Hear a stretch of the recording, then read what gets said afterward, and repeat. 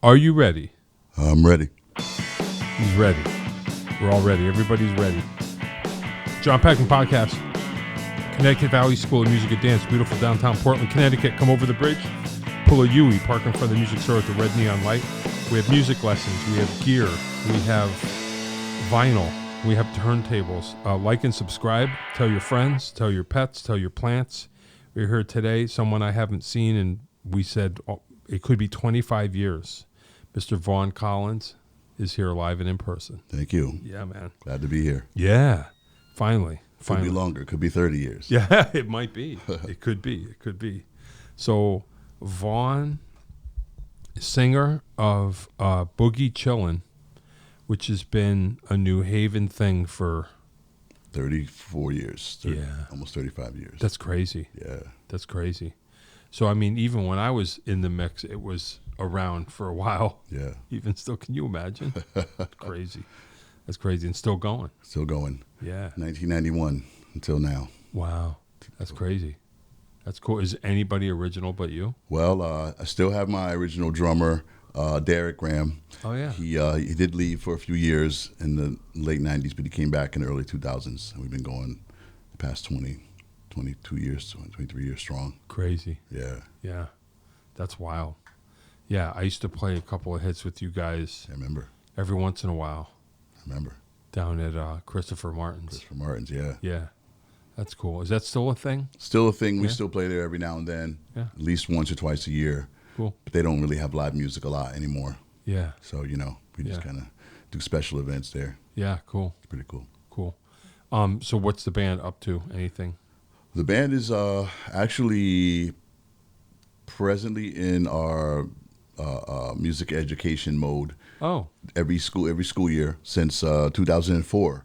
We've been playing at schools all around Connecticut. Oh, that's great. Teaching kids about history of American music. Hey. We do a show called American Roots Music. Oh, that's great. We play everything from plantation songs, spirituals, gospel, jazz, blues, funk, rock, disco, hip-hop, reggae, everything. All of it. We take it all up, and we take it to the present times. Yeah. And throw a couple of modern songs that kids might know, Uptown Funk, whatever. Yeah.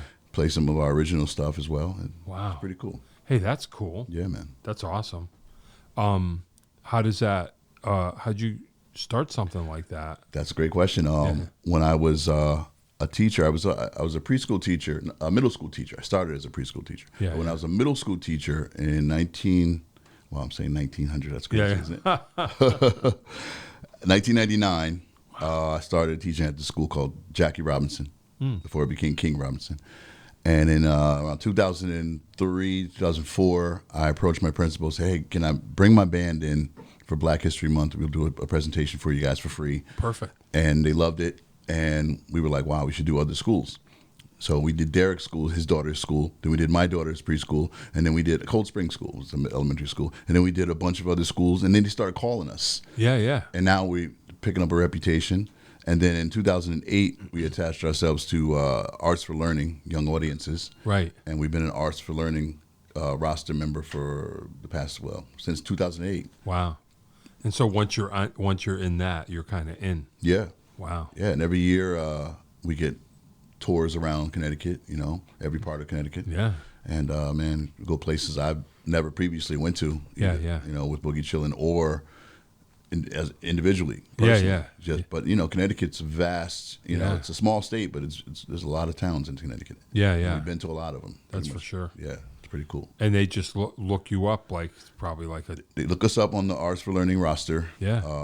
AFLCT.org. Yeah. And we have a page up there. They talk about what we've done and who we are. Yeah. Who we present. And we also do like a holiday show, so we're going to do a couple of those this month. Go and do some holiday songs and carols and stuff like that. It's pretty cool. The kids love it. Wow. How many gigs a year do you? It varies. It varies. Every year is different. Some years, I can remember years where we were doing 10-day tours of cities. We had a 10-day tour of Manchester, 10-day tour of wow, Hartford area, and just popping up at a different school 4 out of 5 days for a couple of weeks. Wow. And it was pretty cool. But what was the question? How many gigs? How many a gigs? year? Yeah. Yeah, right now it's probably the pandemic kind of slowed things down a little bit. Yeah. You know, we did a few remote gigs, but probably maybe about anywhere between 15 to 20. Wow. Yeah, from September to June. Yeah. It used to be a lot more. Yeah. You know, but it'll pick back up again. I'm sure. Yeah. That's killer. Still, it's great. It's a great avenue. Yeah. For music expression, you know. Yeah. It's more fun than any other gig I've ever done. I mean, you know, we played a lot of big gigs and small gigs, you know. Yeah. But this is pretty cool. The kids are awesome. Yeah. No, that's awesome. So who is it, like a script? Not really. Well, yeah, we kind of do play a kind of a format, a template. Yeah. But we sub songs in and out, you know. Yeah. We'll start with spirituals. Yeah. Go tell it on the mountain and wade in the water and stuff like that, and talk a little bit about that, and then we play some folk songs. You know, I might do a Paul Robeson song. Yeah. Or we might do a Woody Guthrie song. You know. Yeah. Do some gospel. Yeah. Do some jazz. And we just go from genre to genre. You show them how it all. Absolutely. Yeah. Show them how it's all connected. Yeah. You know, all bleeds into one. Yeah. You know, there's one segment where we do an original blues song, Read Baby Read. Yeah. Which is something we love to do, man. We love to sing that song because the kids, they love reading still at that age. Yeah. And so we try to promote it. And there's a hook in the song, a chorus that they sing along. It's very easy. Read Baby Read, and it's in a blues format. 1-4-5. We patterned it after I'm a Man. Yeah. You know, Manish Boy. Yeah, sure. And so, you know, kudos to Willie Dixon. Yeah. But then we segue into rock and roll because we talk about how the blues had a baby. Yeah, hell yeah. And the kids are like, what are you talking about? You know, we call it rock and roll. And then you go crazy and we play some Chuck Berry and Little Richard and stuff like that. Yep. Elvis Presley. And then, you know, it's pretty cool. Yeah. Then we go into some disco and some funk and some hip hop. Yeah. You know, it's pretty cool. The kids love it, man. Yeah, I bet. How long a show is it? It's like 45 minutes to an hour. Wow. Yeah. Wow. Yeah. It's a lot of ground to cover. Absolutely. That's killer. Yeah, but we've been doing it now for a while, so it's kind of, you know, we don't even have to rehearse it anymore. Yeah, we just, you know, walk in, give a little intro, and then just roll right through the set, you know. Yeah. And it's pretty cool. And I have a lot of little commentary in between. Yeah. We talk about the geography of music, how some of the stuff started in the South, Yeah. you know, the blues, and then it moved to the cities, you know. Yeah. We talk about the jazz, we talk about the rock, we talk about Jimi Hendrix on the West Coast, and, you know. Yeah. It's pretty cool, man. We mix it up pretty well. They must be psyched because you remember, like, oh man, we got to go to an assembly. Yeah. You know, this is going to be a drag. Absolutely. And then it's fun. Then it's cool. Absolutely. Yeah. No, they love it. I actually heard that before. The kids will say, this is the best assembly we've ever had. Stuff like that. It's pretty cool. Yeah, that's great. How did you come up with that idea? Well, like I said, I was at my middle school. Yeah. And I thought it would be cool to do it for Black History Month. But then I was like, you know, we've got to do this like every month. This has got to be, you know. Yeah.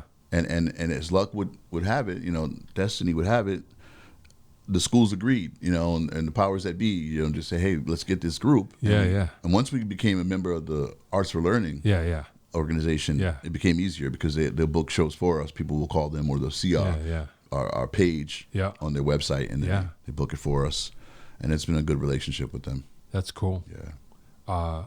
What are some of the other, I wonder what some of the other things are. They can't be as much fun or whatever. Who knows? Yeah, some of the other gigs. Well, no, I mean on the assemblies. Yeah. like you guys must be the cool ones. We try to be, man. Yeah. You know. Yeah. I get to dress up in my rock star gear, you know. Yeah. Kids love it. Yeah. We have a segment. We have a very cool segment where we do some Mardi Gras music, and I'll bring a couple hundred beads. Toss them around. Yeah. And, you know, have the teachers help me pass them out, and the kids just lose their minds. You know, we put on our Mardi Gras masks. And we sing "They All Ask for You" and "Iko Iko." And the kids just love it. Wow, that sounds great. Yeah. Yeah, that's. It's cool. a lot to pack into one show, but we managed to do it. Yeah. And there's. Like, is there anybody else in the band or the organization who's kind of keeping it together? You all know like what your job is to make it happen. Yeah, I got to say, my partner Derek Graham has been booking a lot of shows. You know, back in the '90s, I did all the heavy lifting, man. I booked all the shows, carried the equipment, hired the musicians. And when he came back into the mix in early 2000s, he was like, hey, you know, I'll book some shows too. So he started booking some shows. Yeah. And actually, I asked him to be the point person for us, for Arts for Learning, because I was just busy with other things, working and stuff, and I didn't want to deal with it, to be honest with you. So I needed a break. And, you know, it's great that he's able to step up and do it. Yeah. You know, and I still book shows. Schools still call me too. And we don't conflict with each other. We just work together really well. Cool. Clubs will call me or they'll call him. We'll do parties, whatever. Yeah. You know, it's pretty cool to have a partner helping me manage and book things. Yeah. You know, so. Yeah, that's great. Absolutely. Yeah, I know. I guess not to sound like old people, but it is it's, you know, I mean, being music freaks like we are, it's so important to know. Yeah. You know, to actually know the thing. And you're like, I guess, how are kids going to know if you don't tell them? Right. Like you say, like you're actually showing them. Right. This is how, you know, everything comes from somewhere. That's right. Yeah. It's amazing because a lot of the kids, as we look out into the audience, will be singing along. And we're like, okay, they must know some of this music. You know, Yeah, yeah. My Girl, if we do My Girl, they sing along. Yeah, yeah. Stuff like that. I Feel Good. We do that every show. They sing along. And it occurs to me, I mean, they hear this music probably in their houses, their families, and some of them even come up after the show and say, hey, I know that song. I love that song. My mom plays that song all the time. Or I heard it on the radio. Yeah. You know, and the way marketing is now, you hear songs in every commercial. Yeah. The kids hear this stuff. Every movie. Yeah. You know, the kids hear this stuff. Yeah, I know. It's funny. Yeah, the way they hear it. My granddaughter is 8, and she walks around singing Where the Streets Have No Name. I'm like, what the heck do you know about U2? Yeah, right. Yeah. She's like, oh, it was in Sing 2, you know. Oh, yeah. So yeah, music is everywhere. Yeah. No, I think so. For sure. Like, I've been teaching drums for a long time, and it seems like there's all kinds of everything everywhere more than ever. Right. Because it used to be like I would have a hard time getting kids to pick a song or to know a song, and I don't want to pick their songs for them because I don't want to be like the old guy. But lately, it seems like a lot of times kids will pick out stuff that are older than what I would have picked, and I'm like, oh, okay, that's cool. So they're getting it somewhere. Yeah, that's awesome. Take us to the beginning of your whole thing. So I think of you, rightly or wrongly, as like a New Haven guy. Yeah. Is that? Pretty much. You know, I was born in Waterbury. Okay. And then we moved to New York when I was a baby. Lived there for a few years. Came back to Waterbury for a couple of years, and then New Haven. I started in New Haven around maybe 72, 73, maybe 74, the latest. Yeah. And then I've been there ever since. Okay. But, you know, I went to college in Pennsylvania. But other than that, I've been in New Haven. Yeah. Since. And music, my story begins with my dad, really, because my dad was a doo-wop singer. Oh, wow. In the 50s and 60s, and he sang with a group from Waterbury called the Land of Oz. Wow. I guess that's a play on what the Land of Oz, I guess. But they opened for the Drifters and the Coasters and the Platters and all these other groups. Yeah. And so he got that experience. Yeah. You know, he never talked to me about it. I mean, never taught me any of it, but he did talk to me about it. He did share those moments. Yeah. We always had musicians in the house, you know, and rehearsals and parties and stuff going on. So I picked up on the music vibe at a young age. Yeah. You know, and we all wanted to be Michael Jackson and Jackson 5, you know, that kind of thing. But then I heard funk, you know, Sly Stone and, you know, Parliament Funkadelic and all that good stuff. Yeah.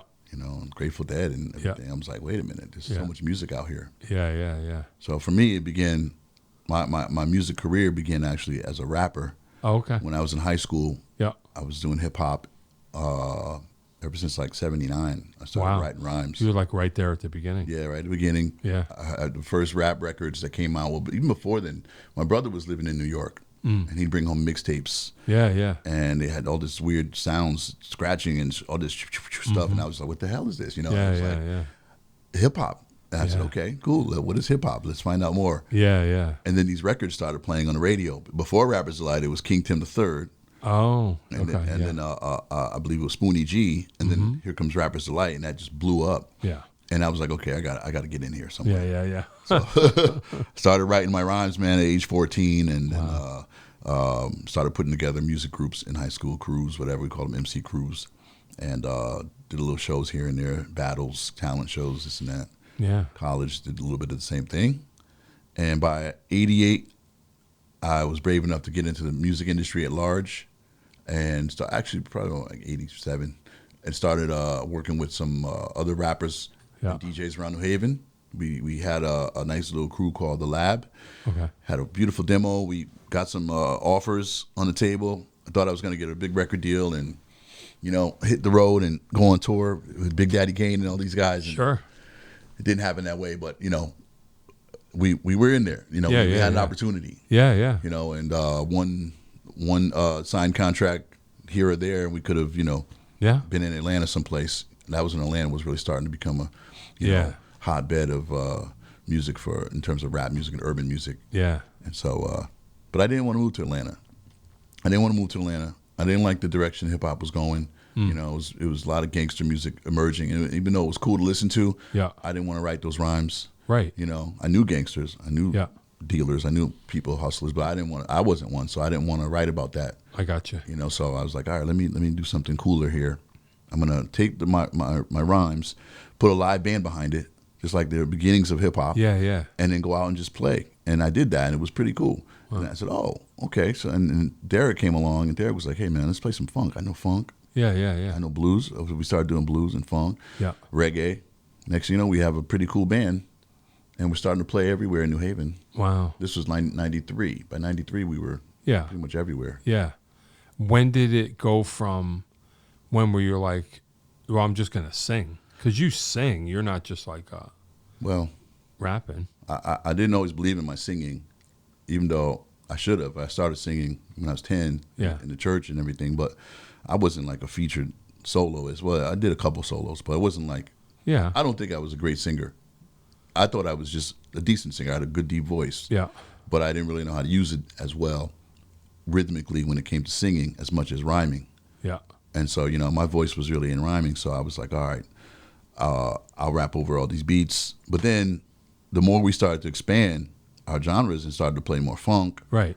And I'd love to sing. I mean, I'm singing this stuff at home. I'm singing Parliament Funkadelic. I'm singing James Brown, so might as well take it to the stage. Right. And so I started doing it, and it took me a lot of years to get comfortable. Okay. Being frontman and being a singer. Even though I was in it, I was pretty shy kid growing up. Yeah. But I was courageous. I'd still try it. I still tried everything.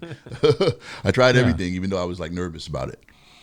So. Well, yeah, but it's a thing though. Yeah. Because you're not thinking of it like or coming at it as a singer. Right. You know what I'm saying? That's right. So you're I don't know, I guess in a way they're so they underestimate you as a singer, and then when you pull it off, it's cool, it's all good, rather than coming off like, oh, I'm the world's greatest singer. Right. Yeah. Right. And eventually, I just got better. The more I did shows, I got better. I mean, and we've done 5,000-10,000 shows. I mean, I had to get better at some point. Yeah. But I also got more comfortable with my tones. I'm not going to go out and try to sing and sound like Stevie Wonder. Right. But I'm going to sing a Stevie Wonder song. Right. With my baritone. Cool. And I make it sound cool. Yeah. And as much as I love to sing Paul Robeson, I'm not going to do that in a Christopher Martin show, but I can get away with this Isaac Hayes or this Barry White. Right. And so, just about song selection and finding my range and my space. Yeah. Yeah. And even though over the years I have developed more range, I still don't try to push it too much. I try to be comfortable. Right. Because I want it to be a pleasant experience for the listener too, Yeah. Yeah, you want to be in your zone. Right. Yeah. I don't even know if you would remember, but for me, the thing when I play with you guys, I feel like I kind of pretty much knew everything and had a handle on it. But there was the one tune that we played that I was like, I don't know if I know this one. And then years later, I figured it out, and it was Bustin' Loose, Chuck Brown. Chuck Brown. And when I think of you, I think of that song. Great song. Yeah. And then years later, I heard it, and I was like, this is that tune Vaughn used to sing. And then I'm like, oh, it's DC Go-Go. DC Go-Go. Yes, and I kind of went down that path for a while, just like anybody. Yep. Like anybody would, because it's just so crazy. Absolutely. Like, how could it be? I guess no one can ever answer this question, but you're like, how could this be like the best music in the world, and it never gets out of the never neighborhood. Gets out. Absolutely. Like, I don't understand. I feel the same way. And everyone I play it for is like, "Oh man, this is great." Yeah. And I'm like, I feel the same way. Yeah. I went down that rabbit hole too. Once I started to explore Chuck Brown a little bit, I said, "Okay, let's see who wrote this song." Like Chuck Brown. Okay, let me go listen to more Chuck Brown. Yeah, yeah. And then you stumble on other groups, EU and Rare Essence, and stuff like that. It's like, man, the go-go scene is amazing. Yeah, Yeah. And then I started going to see live shows, and it's just ridiculous. Yeah, I was like drumming from the beginning to end, like the drum does not stop. Yeah, it's go-go. It's just going. Like it's amazing. But the other music that gives me that kind of excitement is Mardi Gras music. Oh yeah. Oh my God. Yeah. Right. Especially when I listen like the meters and stuff like that, man. Oh yeah. It's just crazy. Well, more people know about that. Yeah. True. In a way. True. Yeah, I just feel like, I'm sure go-go musicians feel it even more stronger, but there's nobody that I play that stuff for that doesn't love it. Yeah. And who knows? Who knows why?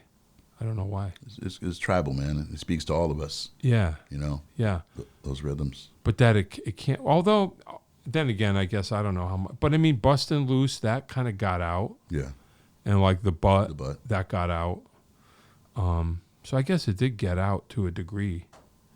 But I don't know if this makes any sense, but Foo Fighters, Dave Grohl, they put out like a mixtape recently on, on Spotify or something, and it was 50% go-go. Really? Yeah, because he's from D.C. Okay. So he knows all about it. Wow. Which I was like, oh yeah, and I was reading interviews, and it's either, DC hardcore or go-go. That was the whole thing. And I was like, oh, wow, that makes a lot of sense. Yeah. Because he's kind of a funky drummer in his own way. Like there's a thing to it. And I'm like, oh, yeah, it's got to be go-go. I like him better on drums than on guitar. But yeah. But he's cool either way. Yeah. I didn't know he was from D.C. That's pretty cool. Yeah. So he's down with go-go. Nice. But, yeah, anyway, I don't know if anybody knows, but so it's like Washington, D.C., go-go music. It's like party. I mean, I guess it sounds like hip-hop if you didn't know, right? But it's like live drums and a bunch of percussion, and it kind of swings. Yeah. And they sing too. It's not just like rhyming. But I guess in DC, like, they really know how to party. Like, it's all about go-go. Yeah. But it never made it outside of DC, so most people don't know about it. It's such a regional thing. Yeah. And weird. I don't know why. Because people love it. Like you said, when we play those songs, people love them. Yeah. But, it's just like, I don't see any go-go bands or go-go scene anywhere. Yeah. In New York, there might be a couple bands that play go-go, but they don't just play go-go. Yeah. So there's like a real scene for it. Yeah. So it's kind of interesting. Yeah, it's kind of crazy. On the as far as education, on that kind of thing goes, I have a kid. One of my students is a teenager, and he's cool. He's got a thing. He's got a thing to his playing.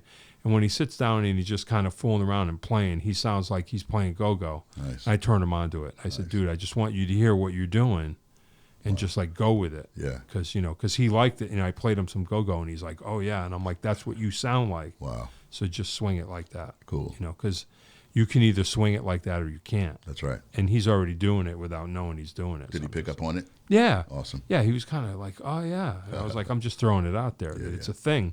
So like nobody knows where he heard the way thing. I don't think he heard go-go, because go-go's not the only music that swings like that. Yeah. But just like, but if you're hearing the swing and you can kind of swing your funk like that, do it. Yep. Because a lot of people can't. That's right. So anyway, yeah, that's cool. What else? What else you up to? Well, I also sing in a blues band. Oh wow. I saw you. Yeah. There was a poster with your face on it up in West Hartford. We did the Connecticut Rhythm and Blues Festival. Oh right, and I was like, that's fun. Yeah, that's funny. Sugar Ray Rayford was the headliner, and Vanice Thomas, Rufus Thomas's daughter. Okay. Yeah. Was the second act, and they killed it, man.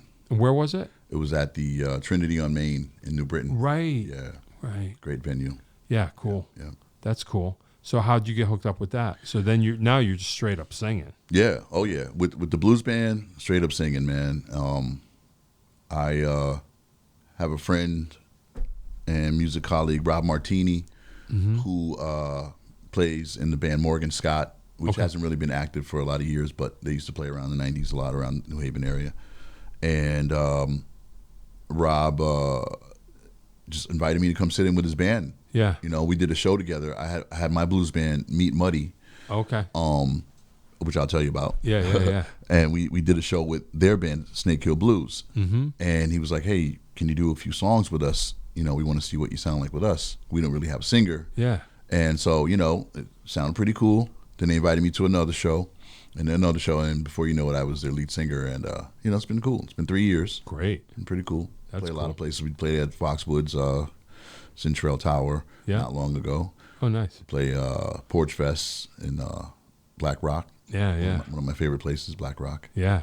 And play a lot of places, man. Played Naugatuck Festival, a lot of festivals, a lot of clubs. Well, you know, bars. Yeah. Not too many bars, but some bars. Yeah. Bryac. Yeah. Oh man. Yeah, that place is cool. Yeah, some real cool stuff. Black Eyed Sally's. Yep. We were in the Blues Challenge actually. Oh, cool. A couple years ago. Yeah. Yeah. I always joke. I go, so the Blues Challenge, who wins? The band that literally makes you cry? You know what I mean? Yeah, right. Like the blues. It's like, how could there be the best blues? You know? Yeah. But yeah, that's killer. Yeah, Bryac's funny. This is stupid. You ever watch, me and my wife got into, we watched like Gordon Ramsay, like Kitchen Nightmares, you know, where he goes into a restaurant and people are asking him for help. And we were watching like an old rerun, and it was in Black Rock, Bridgeport. And I'm watching this, and I'm like, that's Bryac, that building. And it was. And I looked it up, and it was. It was like an old show before it was Bryac. Okay. I was like, I know that building. Wow. I'm like, that's Bryac. Anyway. That's cool. Funny. So what about Meet Muddy? Meet Muddy. So Meet Muddy is something that I wanted to do, because I wanted to do more blues. But I wanted to do music that was inspired by Muddy Waters. Yeah. Rolling Stones, we did Under My Thumb and a couple other songs, Satisfaction. And, you know, Animals and just different blues artists that I like doing that I didn't normally get a chance to do with Boogie Chillun.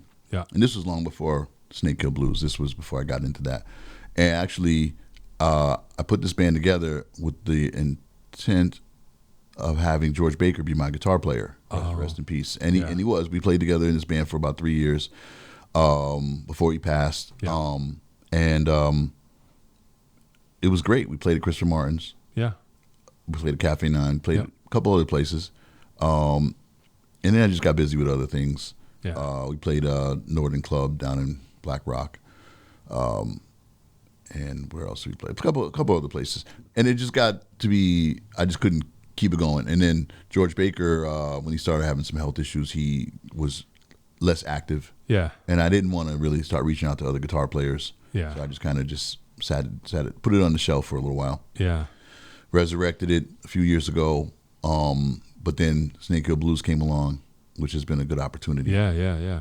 Get the blues thing going again. Yeah. So eventually I'll bring the Meet Muddy out again, because I like doing that project because I get to do different things. I get to do Grateful Dead. Yeah. As long as it's connected to Muddy. Yeah, as long as it's connected to Muddy, blues, and soul, But I have another project too. See, I have all these ideas. Yeah. In my mind, I'm George Clinton. I have all these I have all these ideas for bands. Yeah. And every now and then I'll put one out. I have this other project called Funkinetia. Okay. And I took the word echinacea. Yeah. Obviously, put funk in front of it. And for that we play a lot of 80s and 70s like funk that might not be like on the radio all the time. Yeah. Like what? Strange by Cameo. Yeah. What else did we do? Just Kiss My Baby. Oh yeah, by the Meters, stuff like that. I go into the New Orleans bag on that one. Go Bag. Yeah. We do the Bustin' Loose, the Butt. We do all that stuff. Yeah. We do a little interpolation of King Tim III, the first song I told you about, the first rap song I ever heard. And that's a go-go band, at least a DC band, the Fatback Band. Oh, right. Yeah. Yeah. You know that, yeah. Wow. King Tim III was a DJ in the DC area. Oh, okay. And so they were like, hey, we want to put out a rap record. Yeah. And we want you to rap on it. Yeah. And so, that was part of his spiel. Yeah. DJs back in the day always rhymed. Yeah. So he got on the record, and that was pretty cool. Yeah. But anyway, we do stuff like that. I also get a chance to do some reggae that I might not do. Boogie Chillun, like I love the album Natty Dread. Yeah. So we'll do Lively Up Yourself. Yeah. Stuff like that. Yeah. Man, just Jimmy Cliff. Yeah. Just passed away. God bless. I know. Yeah. Harder to Come. I love doing that. I also love to do Elvis Costello. Oh. We did Allison, and I did that with Meat Money too with George. Oh, cool. Man, me and George would spend hours at his place just perfecting that. Crazy. And just all different other types of songs. Luther Vandross, we'd put some of that in there, and we just spend hours just making his guitar work with my voice. Yeah. That was really special to me.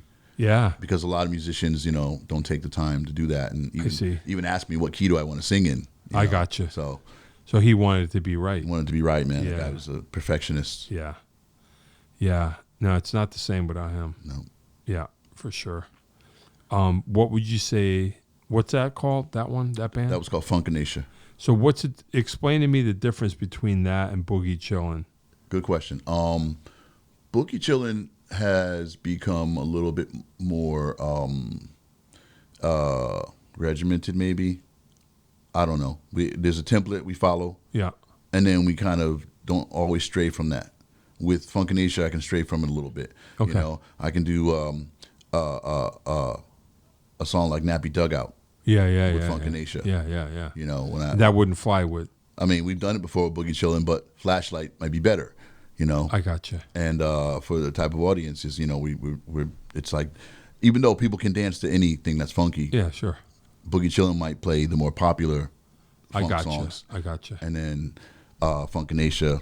Just deeper funk, yeah. Yeah. And even I've written songs for both groups, and some of the stuff I've written for Boogie Chillun might tend to be a little more, I don't know. I can't say that. I was going to say a little more on the listener-friendly side or pop-friendly side, but I can't say that. That's not every song. Yeah. There's some pretty deep stuff we do Boogie Chillun in the Boogie Chillun archives. But Funkination, I can get into my R&B soul, like funk, early 80s, late 70s stuff. Like, I envisioned Funkination as a group that has a female and lead singer. Oh, okay. So that I can do duets. Yeah. Like the Fire and Desire by Rick James and stuff like that, or whatever. What was the other one we do? Jen Durkin sits in with me sometimes. Oh, wow. And we do some things together. Man. But the song list eludes me right now. Yeah. But my point is, the format, the makeup of the groups, even though there's some similarities, slightly different. Yeah. And it's a lot more relaxed with Funkination. Yeah. And it's like, who cares if I don't care if you like this song, we're just going to play this song. kind of thing. Yeah. So. And it's working out, kind of? Yeah, but I don't get a chance to put it out there as often as possible. Yeah. I don't have a steady lineup for that project or Meat Muddy. Yeah. And I do have a steady lineup for Boogie Chillun. Yeah. And a somewhat steady lineup for Snake Hill Blues. So those are the projects that get the most burn right now. Yeah. Yeah. And you'll probably think of another one. Oh, yeah. Somewhere along the line. Absolutely. Yeah. Absolutely. I do have many ideas swirling around. I bet. Yeah, that's killer. I still rap, too. I still write rhymes. I still, every now and then, I'll put together a body of work, under my Scholar Black alias. Okay. Or my Zooty Love alias. Yeah. And then I'll just go out and just put together something. Never release it. Yeah. It's got songs in the can. Yeah. You've been recording lately? Not lately. Not lately. But in the past 10 years, yes, I have been recording. Yeah. I did some pretty well, actually a couple years ago, Derek, my drummer from Boogie Chillun, we put together a project called Take Back Tribe, and we put out a few songs. And I say put out, I mean we just created them and didn't do much with them. There might be a couple of videos on YouTube, but I do have some songs on my SoundCloud account that are original. Mostly, I just put out mostly original stuff on those accounts. Reverb Nation, #1 Music. I don't know if you ever heard of that platform, but I put original stuff out there. But as far as recording, I have not recorded a lot recently. The last thing I did was a couple of Funkination projects, a couple of Funkination songs back in 2018 maybe. Yeah. So it's been a while. Yeah, it'll come back around. I want to do it, man. Yeah. I want to get back in the studio. I don't blame you. I did record a couple of rap songs a few years ago. Most recently is a few years ago with my buddy Phil Blunt. He's a great producer from New Haven, great rapper. Cool. And I go to him, and when I have an idea, and he gives me a nice beat, and I just lay something down, and then I never do anything with it, man. It's always cool stuff, but I just never do anything. Well, I guess you just got to get it out of you. Yeah, got to get it out. Got to release it. Yeah. Got to release it. Yeah, I hear you. That's what it's all about. It's a purge. I've been on a songwriting purge since I was maybe like 13, man. Wow. My baby brother once told me, man, I found like all these books, these notebooks in the closet after you moved out when I was in college. He was like, oh man, it's like 10, 20 books, and they're just full of rhymes. Wow. It's full of songs. Yeah. I'm like, man, you can have that stuff. I don't even know what I wrote. Right, because once you get it out, it's out. It's out, yeah. Yeah, that's interesting. A whole outlet. You ever wonder, I wonder how, because I mean, you decide to express it in that certain way because hip hop existed. Right. And you got to wonder how you would have expressed yourself before that in a different way. Like, because you say once you start, it's just endless. There's endless stuff. That's such a great question. You know? Yeah. Who knows? Because that's a great question. I don't know how it would have come out because... You know, in generations before, right. You know, what did they do? Well, hip-hop is what gave me the confidence. Right. You know, I was already writing poetry. Oh, okay. Even as a kid. Wow. When I first learned how to write a haiku in like 4th grade, I was like running with haikus. Oh, wow. For years, you know. Yeah. And then I entered poetry contests just for fun, you know. Oh, all right. And would write girls' poems, you know, all the time. He laughed at me, of course. But, you know, I was always writing. And so I wanted to be a writer. I still want to be a songwriter, well-known songwriter. But I didn't have the confidence as a singer to write songs for myself to sing. So that didn't come until later. Right. After I started rhyming. Yeah. You get your confidence together and you're just like, I can do this. Yeah. And once I left hip-hop also made me realize that I had a voice. I had a voice that people want to hear, you know. Yeah. You know, and standing in front of people, a few thousand people at Toad's Place doing my original rap songs in 1991 or 92, whatever it was like, oh, man, I can do this. Yeah. You know, so that gave me confidence. Yeah. And then once I realized I was going to expand, I was like, all right, finding the right song and singing it well enough gave me more confidence. And then I started writing outside of the hip-hop genre and just started writing reggae songs or funk songs or whatever. So it's been an interesting process. Yeah, that's cool. Yeah. And you're just going to keep it all going. I'm just going to keep going, man. Yeah. I'm going to keep playing music until I perish. I'm going to keep playing basketball until I perish, you know. Yeah. Keep just keep doing the things I'm doing, man. Yeah. Because it's part of me. Yeah, I hear that. Talk about your coaching at all, or? Yeah, I've been coaching a long time, man. I started coaching Pee Wee basketball when I was just a teenager. Oh wow! You know, and then when I went away to college, coached a little bit in that town I lived in, Altoona, Pennsylvania. Oh wow! And then came back here, really wanted to coach again. Started coaching in the neighborhoods, like the YMCA league and stuff like that. And then I got my first chance to coach a school team in 1999. Oh wow! At Jackie Robinson. Yep. And I started coaching the boys there, and then a month before the season began, the principal was like, "No, I want you to coach the girls." I was like, I really want to coach the boys. She's like, Yeah, I yeah. want to coach the girls. How come? Why did he want you? Well, mainly because there was another guy who came over from another school who had already coached boys. Okay. So she wanted him to, and he knew some of the boys, but I've been working with him for a couple months. I want, these kids know me now. Yeah, yeah. And I never coached a girls team before, Uh-huh. but I love girls basketball. So I like the challenge. Yeah, yeah, I like yeah. the challenge. I'd Yeah, always yeah. followed girls basketball since high school. Yeah. And then I loved UConn since Yep. Gino came Sure. in the 80s, early 90s. And I wanted to be a girls basketball coach deep down. Yeah, yeah, yeah, yeah. You just needed someone to push you into She it. pushed me into it, man. Dr. Carberry, I'll never forget. Wow. She gave it to me and then she took it away. That's another story. Oh boy. But, Was it as different as you thought it was going to be from boys, or you got it together? it was a lot different Oh wow. because the girls, it was not as much overreaching talent. There wasn't as many talented girls as there on any boys team. You got like pretty much every kid can play. Okay. Some dribble, pass, and shoot better than others, but they can all play. Some are smoother than others. Some are more aggressive than others, but they all can play a little bit. And fine tuning their skills and honing their ideas about how they play. Yeah. That came easy to me with boys. I don't know why.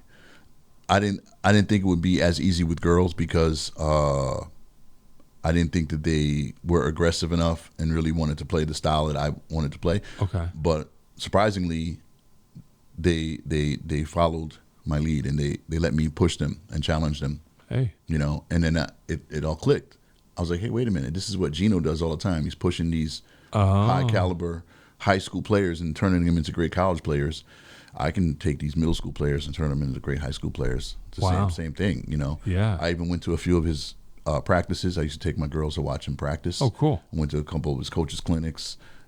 Just started immersing myself in the coaching aspect, and just watching, absorbing, and learning. And then, every year just keep getting better and better, wanting to get better and better and better and better. Yeah. And so I've just pushed myself to be, I won't say, I'm not super, I'm disciplined, but I'm not super, what's the word I'm looking for? I don't know. I'm not Bobby Knight. Yeah. Yeah. Yeah. But I am stern. Yeah. Yeah. And gentle. Yeah. I'm a girl dad. Yeah. My daughter played for me. My stepdaughters played for me. Yeah. I'm a girl dad, and so I treat the kids like they're my daughters or my nieces, and Yeah. and so it works out. Yeah. Yeah. They grow to trust me. I grow to trust them, and we just all nurture the whole thing. Yep. And it's been cool since 1999 until now. Won a lot of championships. That's great. Coached a lot of AAU teams. And trained a lot of kids. Yeah. Some of the kids ended up a lot of them ended up in college. A couple went pro. Yeah.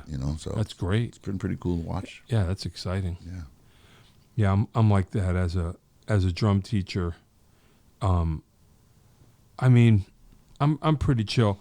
I definitely present as very chill because I'm like you. They have to trust you. Mm-hmm. They got to be cool with you. You got to be their buddy. Mm-hmm. But once I can figure out how to get in there, I can make them work really hard, and they don't know they're working That's hard. right. That's my thing rather than a disciplinarian. That's right. Although maybe there are some kids they would have responded to that, but I'm kind of like the soft sell. But I get them working. Yeah. And they don't know they're working. There were years when I was tougher and I was yelling a lot and Yeah. throwing my clipboard and stuff, taking off my tie at games. What are you talking about? Yeah. But that's not me anymore. Yeah. And but now I quietly push them. Yeah. And it's remarkable how much. Like I'm thinking about my team now. These girls. It's remarkable how much they'll just keep running. If I say do it again, they'll do it again. Wow. All right, back to the baseline. Run again. Yeah, run yeah. Again. And I'm just like, man, these kids. They're not. A couple of complain. Yeah. But they're not stopping. They just keep going. Well, you probably by now you have the history of success. Yeah. To be like, if you want to win a championship, then if I say do it again, you got to do it again. Do it again. Because you're not saying it to say it. Right. You're saying it because you know what'll get the job done. Yeah. Yeah, that's interesting. They buy in. They buy in for sure. Yeah. And then they keep coming back. Yeah. after they leave, they come back and work out with me some more, or It's great. help me coach my young kids and talk to them and stuff. You know? That's really cool. Yeah, That's awesome. You're going to just do that forever? I'm gonna do that forever too, man. Just until they pull me away. Yeah, that's great. Yeah, that's cool. Yeah, you found your things. Yeah, find them. Yeah, a lot of people don't. That's true. You know, that's true. And there's so many routes you can take, so many paths. You know, I could have sought the fame. I could have tried to do that. Yeah. But you know, I'm just so adapted to the things I've chosen to do, and they become an extension of me. Yeah, yeah. Rather than some kind of forced effort. You know, no one forces me to sing. Yeah. I just love to sing. I wake up singing. Yeah, yeah. You know, I can't play ball the way I want to play ball, but I can teach it. Yeah, yeah. I love to teach, you know. Yeah. When I learned how to tie my shoes at age 10, I had to teach my brother how to do it. You know what I'm saying? So I love to teach something. Yeah, yeah. You know. Well, that's cool. And you probably never thought in your life till you got there that was what you would end up doing. That's right. Yeah. That's killer. Yeah, that's the way it should be, right? Yeah, man. To find your thing. All right, cool. We're getting close. Okay. Is there anything else you want to talk about that we didn't? I always tell people, picture yourself driving home and saying, "Oh man, I forgot." You know what I mean? Well, I would like to participate in one of those album listens one of these days, man. Oh yeah, man. for sure. There's just like a bunch of albums in my head. Oh hell yeah, we can listen to together. Oh yeah, definitely. Yeah. But aside from that, you know, I just want to, you know, encourage young people, kids, to just go for it. You know, I know some kid musicians, and they really out here going for it. Yeah. You know, I mean, Antonio Rivera, I played in the School of Rock. Yeah, yeah. You know, Jen Durkin does that. She teaches out there. Yeah. Darian, those people like that. And it's awesome to see kids playing music. Yeah. And yeah. So the young kids, just go for it, man. Just keep playing. Yeah. You know, the same thing I tell my athletes, you know, just dream big. Yeah. And then just like work hard for it. Yeah, yeah. Whatever it is, whatever craft it is, you know. Yeah. Just go get it. Yeah. For sure. Yeah. Killer. I gotta stop saying killer. I just realized when I watch some of my things back, I'm like, killer. It's all good. Killer. Do you still play with Dawn and Denise, Sweeter Than Wine? Not late, but sometimes, you know, Yeah. They kind of went off the scene for a while and Yeah. came back on the scene. I did play a gig with them. So they're around. Yeah, they're back, yeah. But, you know, like, it's particularly Dawn, we've always had the kind of thing, like, I could call Dawn any second and we just get right back into it. Yeah. You know, like no time. And I love Denise, too. Yeah. I mean, they're starting to kind of get back into it slowly. And I just talked to Dawn, and she's like, "We'll get you in." And I'm like, "Well, don't worry about me." But I did like one of their big kind of coming out. Nice. Or I did a couple. They're awesome. Yeah. It's always a gas. Yeah. I was just talking about them the other night. I'm gonna try and get them up in here. Cool. Yeah, because we're gonna do, like, when I started playing with them back in the day, I hooked up with them at the Hungry Tiger up in Manchester. Oh yeah. So that's kind of our people know us from up there. Yep. And we're trying to do a reunion gig up there. Nice. And so if we could set that up, I'm gonna get them up in here. Nice. But yeah, they're awesome. I'll keep my eye out for that. I'll definitely drive up there. Yeah. No, it was a lot of fun. I remember we did a gig. Well, you guys did a gig. It was at the basketball, Connecticut Basketball Hall of Fame. It was some kind of party, some kind of induction ceremony. Gina was there. UConn was there. Really? Someone got inducted, and Dawn and Denise performed. You performed with them. Wow. You probably don't remember that. I'm sorry to say, but I don't remember a lot, unfortunately. And I was hanging out with the girls. I said, you know what? I just want to roadie for you guys today. Yeah, I just kind of carried their amps. I do remember that. I do. I do remember that. Yeah, man. Yeah. I like to hang out with my musician friends. Yeah. You know. Yeah. They're how did you? I don't now that I remember. Yeah, you know them. How did you hook up with them? I don't remember exactly how we met. I probably saw them perform somewhere. Yeah. And I think I was booking shows at Christopher Martin's. Oh, right. Okay. And so I was just kind of like, hey, I want to book you guys. Yeah. I don't really remember. I just know I saw them perform somewhere. Yeah. And I started following them around. Yeah. Just hanging out with them. Yeah. And Kenny and I used to be big fan. I don't know if you remember Kenny Burgess. guitar player. I think so. Boogie Chillun, yeah. Yeah. We used to follow them around all the time. Oh, wow. Yeah. That's great. It was kind of a crush thing too, but Yeah. but they're just cool musicians as well. Yeah. So Yeah. yeah, Yeah, it's so rare, yeah, they're awesome. those two. Yeah, I always feel like with them, you always feel like it's like the perfect combination of the two. Whenever somebody is singing, whenever they're doing their song, you go, she's the one. Yeah, And then the other one sings and you go, she's the one. And you realize it's got to be both. Yeah. Like you can't, Yeah. it's just a perfect thing. Yeah, I mean, I fell in love with them too. I just saw them play and I was like, I got to get involved in this. Yeah. This is great. yeah. But anyway, yeah, don't tell me what album you would want to do. Okay, When it's time, Okay. we'll do it. cool. And you could pick it. You know what I mean? Like we'll figure it out. Cool. So I have wrap up wacky questions. Are you familiar with the wrap up wacky questions? No, but I'm game. Okay. 5 favorite albums. Ooh, You know what I mean? oh, I have so many. Oh boy. Well, you can go more than 5. I just I'm not going to remember all of them right now. Yeah. But I will say, first one that comes to mind is Under a Blood Red Sky, the U2 Wow. live album At the Red Rocks. at the Red Rocks, man. Ever since I saw the videos back in the day and heard that album, first heard that album in '84, and I was like, man, I want to go to Red Rocks so bad. I went once. You went once? I did. Oh man, It was crazy. I'm sure. Yeah. I'm sure. I got to go see it. I want to see I want to see Redman and Method Man on 420 if they ever go back there. Oh yeah. But I'll settle for any great concert Yeah. at this point because It was pretty I cool. just want to go there. Yeah. It was cool. What else? I love. Like I said, I love Natty Dread, Yeah. the whole album. Yeah. American Beauty, Grateful Dead, but even more Working Man's Dead Oh yeah. by the Grateful Dead. I don't know. I'm not into the Dead. I don't know that stuff that well. It's just cool American music, man. Yeah. You hear the bluegrass. Yeah. You hear the blues.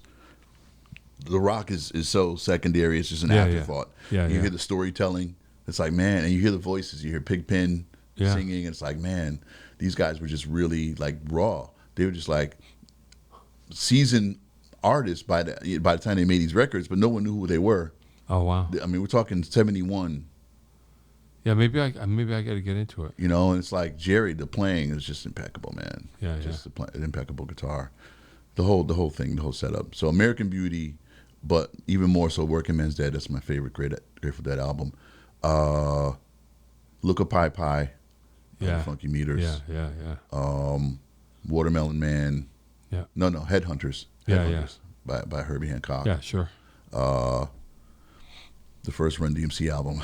Yeah. It's fantastic. Yeah. I'm just riffing now, man, because there's so many. Yeah. Cosmic Slop, Yeah. Funkadelic. Yeah. Man, just so many. Yeah.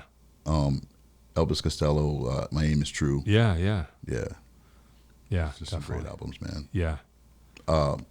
Speaking of U2, I also was a huge fan of a couple of their albums.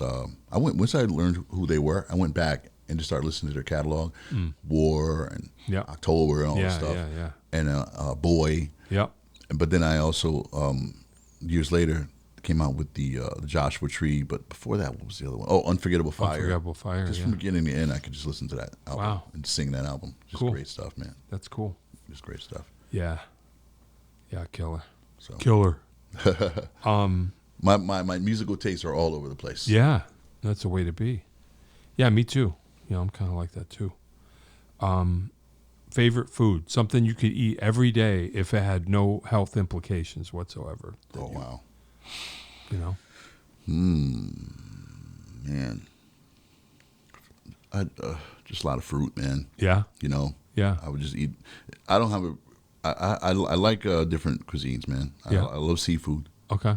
and I love sushi, and I love Italian food. Yeah. But if I had to eat one thing forever for the rest of my life, it'd be just a bunch of fruit. Okay. Blueberries, That's good. blackberries, Yeah. strawberries, Yeah. stuff like that, man. That's cool. Nuts. Yeah. Probably live forever. That's good because that's the stuff that they're telling you to eat that most people don't want to eat. Right. So you're in a good spot. That stuff is awesome. Cool. Seaweed. I love seaweed too, by the way. Really? Yeah, seaweed salad and also the dried seaweed. Love that Never stuff. had it. Seaweed. Wow. Good stuff, man. That's crazy. Better than chips, All right, go ahead. I'm sorry. I see. All right. Well, you know what? Maybe I'll try it. Is there any show or concert that you remember seeing that totally flipped your script, that changed your whole thing? Oh, wow. Yeah. Well, the first concert I ever went to was the Funky 4+1 at the Waterbury Recreation Center. Wow. My grandparents were living in Waterbury, and I was visiting. I'd lived there before, but I was visiting them. We were in New Haven at the time. And this was 1980, you know. You're at the beginning. I was a freshman in high school. Yeah. I caught the bus up there, and they had it was an amazing show. Yeah. Shot Rock, shout out Sharon Jackson, Shot Rock, the Queen MC. That was my first concert. They played it at the Waterbury Recreation Center. And you were like, North Main Street. You're like, this makes sense. I was like, yeah, this is, I'd already started rapping, so I loved hip hop. Yeah. But then when I knew who they were, but I'd never seen them before. Yeah. And then you saw how it was done. Yeah, I saw how it was done. I was like, yeah, that's what I want to do. Huh. Yeah, that's cool. That changed everything. I had I don't know if you ever knew. Did you know Keith LeBlanc? You know who that is? I do know who that is. He was here. I had him twice. Sadly, he passed away. Yeah. But he was like the original drummer on the Sugar Hill Gang label. Like, he did all that stuff. Nice. I think he didn't do Rapper's Delight, but like everything after that. Yeah. Like, he's on everything. And my buddy Doug Wimbush. Oh, yeah. Bass and all that Yeah, stuff. yeah. There was the two of them were the ones that busted that open. Yeah, yeah. Crazy. It was funny because I got hooked up with him through a friend of a friend I didn't really know, and he was so chill and so cool about it that, like, he's kind of telling his stories, and I went home and like Googled him, and I'm like, damn. And then I called him. I said, you got to come back next week and tell me more, because I just was not that prepared. I didn't realize, that it went that deep. So yeah, it's crazy. Yeah, I mean, I think we're cool, right? Yeah, man. I mean, can I mention a couple more albums? Yeah, please. That I'm excited about? Yeah. Now that you're thinking. Hotter Than July by Stevie Wonder. Oh, hell yeah. Oh, my gosh. Yeah, yeah. And Inner Visions by Stevie Wonder. Oh, yeah. Just forget about it. Yeah.